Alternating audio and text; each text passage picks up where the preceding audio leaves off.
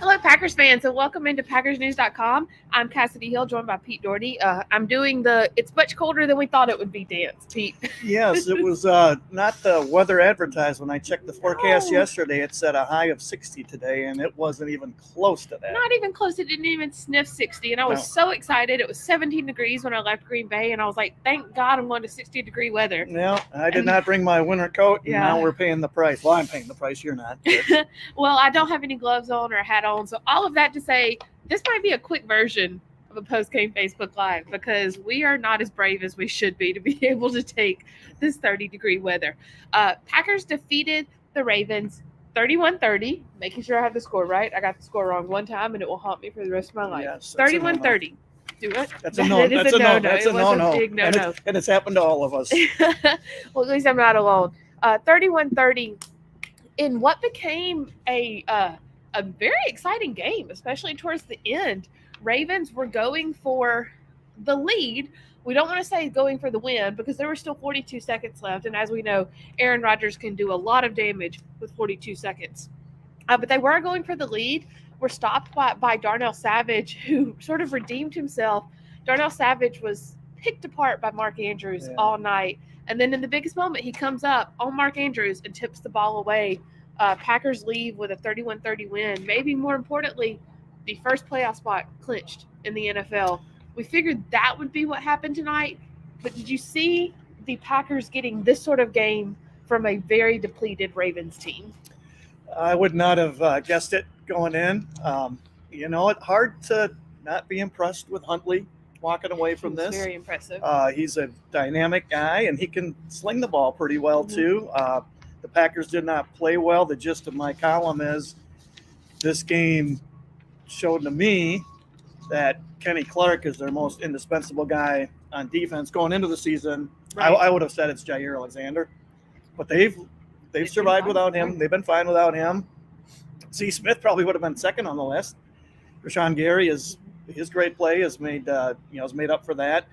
But the guy they cannot make up for is Kenny Clark, and you know he's huge in their run defense. But today's show, like he's big in their pass rush too, because even if he's not getting sacks, he consistently pushes that pocket, Yeah. and that gives that quarterback when you don't get that push, they have so much room to maneuver, Mhm. and when they can't, like how many times a day did Huntley step up?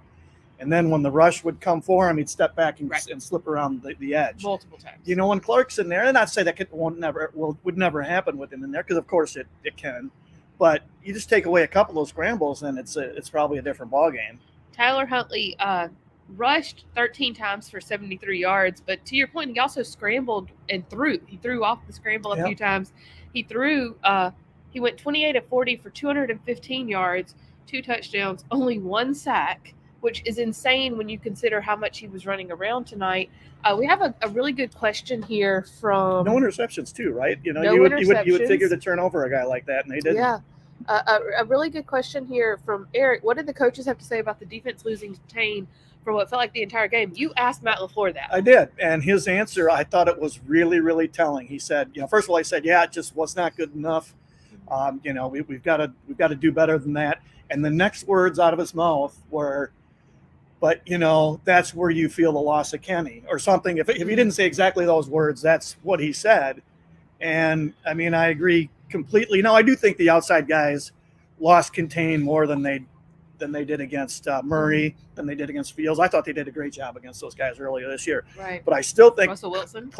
Russell Wilson, I left him out of there. That's another one. But I still think they just didn't have any push up the middle, which they get with Clark. And I think that made a huge difference. And Clark makes Lowry better. Clark makes DeMondre Campbell better. He makes the outside rushers better.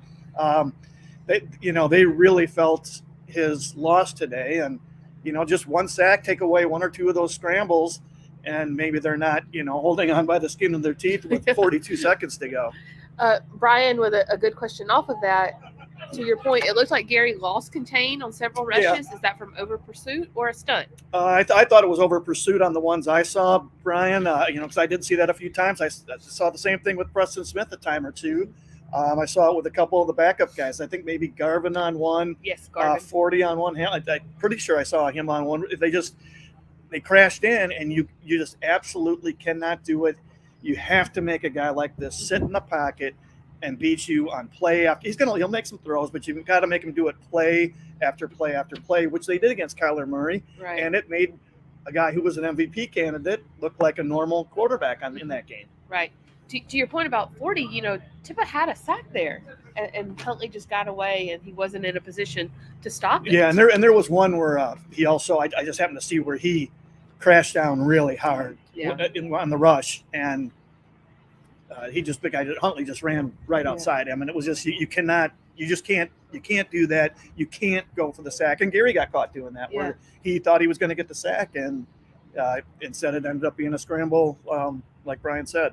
When you crash down, not only do you open up a lane for the quarterback to scramble, you open up a place for the quarterback to take little dink throws, which happened quite a few times. Well, I don't want to call them dink throws because a few of them were explosive. But Levi asked, Andrews went off, do they have to worry about top-level tight ends now going forward? That's what he did. When they would crash down, he would either scramble or he would take the check down to Andrews. Some of them were designed. But Andrews finished with 10 receptions, 136 yards, and 2 touchdowns. Darnell Savage went through the ringer tonight. He did. But before we get to Savage, let's answer Levi's questions. Do they have to worry about top-level tight ends now going forward? And I guess to that point we could discuss Savage. Sure. I mean, it's been a problem for this team for a decade covering tight ends. Now Campbell has made. I mean, he's a rangy guy who can run, so I think he's helped improve them in that area quite a bit. But Andrews is one of the best tight ends in the game, and they had a lot of trouble with that guy. Right. Now, they did okay against Kelsey, but Kelsey had some drops too. So, that's always going to be a concern with this defense now. And several players said this. I mean, this passing game is built around Andrews. Not too many teams build their passing game around their tight end. This team does. Right.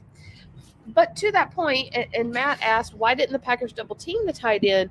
I talked about this on our halftime Instagram Live and said, I wouldn't be surprised to see them maybe even bring a linebacker over, bring Campbell over to help Savage. Why didn't they do that in your opinion? I don't know, and I don't, we'll have to ask Joe Barry about that this week.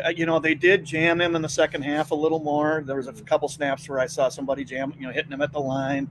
I think they doubled him a couple times in the second. They put Campbell on him a couple times in the second half, whereas I think it was almost always Savage in the first half. But that's a good question for Joe Barry on Tuesday or Wednesday whenever he meets with the media. Whenever it is this week. Yeah. It's Christmas week, if you haven't heard. Yeah, it's Saturday game.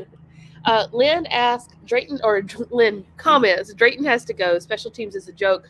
At one point tonight, Pete, I think I even pointed it out to you. It was after the catastrophe of the almost muffed punt or muffed kickoff. They all run together when Garvin went out to catch it and missed it, and then and Matt LaFleur and Maurice Drayton looked like they were having a come to Jesus meeting on the sideline. They're not going to make a change at this point in the season, coaching or personnel wise, but coaching wise. But we saw them rotate a lot of different personnel tonight through there. Is this salvageable before a playoff run? I don't think they have any good return guys. Now, you asked Matt LaFleur about that, and he basically said they took Rodgers out of it because he got dinged. He didn't say what the injury was. And then they had Malik Taylor back there. And then he said he got dinged up, which we don't know what that injury was. So that's why he said that's why they rotated through those guys. But I don't think they have a good return guy on the roster. Right. I mean, unless they would put Aaron Jones back there, and I wouldn't even think about doing that until you're behind in a playoff game or maybe in the Super Bowl you put him in there. But otherwise, the guy's too important to your offense. As far as I'm concerned, I wouldn't even consider, and he's too prone to those MCL tears. I wouldn't put him back there on a kickoff I was surprised return. To see him back there. Yeah, that was a hands team thing. I think they were assuming that they were thinking that was going to be kicked off or onside kicked instead of kicked off. Yeah, which makes sense, but still. And then we'll finish up here with Randy with a good comment. Do you think it was a good win? We discussed special teams, but do you think it was a good win? And there was a lot of good to take away from what the offense did tonight as well. Yeah, I'm kind of of two minds on the special teams performance today, because part of me wonders, so if they hadn't been having all these issues and they had a special teams game like this, would really anybody even have noticed? Right. Now, the truth is they have had all these issues, and so that's why we notice it, and it does the pile just keeps growing higher. Right. So And eventually here you have to wonder what straw it's going to be that breaks the camel's back. and LaFleur's reaction, we were sitting next to each other, and you said you watched that interaction with LaFleur and Drayton on your binoculars, and LaFleur's starting to get a little testy about it. Also, it appears. So the issues are real. Tom Silverstein's column is basically about the question you're asking, Randy, and basically the gist of I think what he's writing based on his questions that he was asking was, this is a long season. NFL teams are good. Nobody goes out there and just knocks everybody out every week. Good teams find ways to win games like this when they play kind of poorly. Right. And they did. And you're right. The offense had a good game.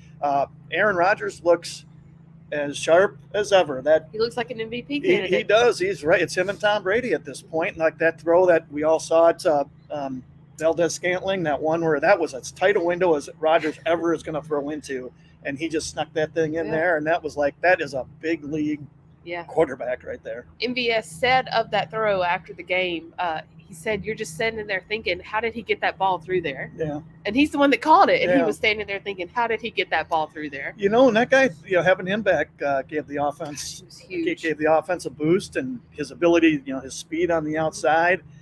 And it was that you probably couldn't see it on TV as well, but in person, the way they were, teams help on Adams and they have a safety over the top.